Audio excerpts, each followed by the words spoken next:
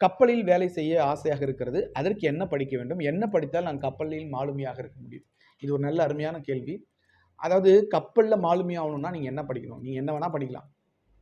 10th முடிச்சிருக்கலாம், +2 முடிச்சிருக்கலாம், ITI படிச்சிருக்கலாம், polytechnic diploma படிச்சிருக்கலாம், ஏதாவது ஒரு UG degree முடிச்சிருக்கலாம்.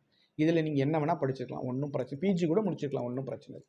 அதாவது என்னன்னா, இந்த கப்பல் மாலுமி படிப்பை பொறுத்த வரைக்கும் தமிழ்நாடு கடல்சார் பயிற்சி கழகம் அப்படின்னு ஒன்று இருக்குது நம்ம தூத்துக்குடியில். அங்கே பார்த்தீங்கன்னா ஒரு செமஸ்டர், அதாவது வருஷத்தில் 2 வாட்டி சேர்க்கை நடக்குது.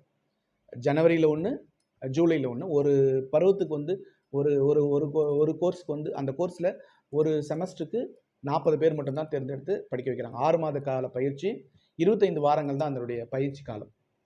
அப்படி சொல்லும்போது ஒரு இதுக்கு வந்து 40 பேர் தேர்ந்தெடுக்கிறாங்க.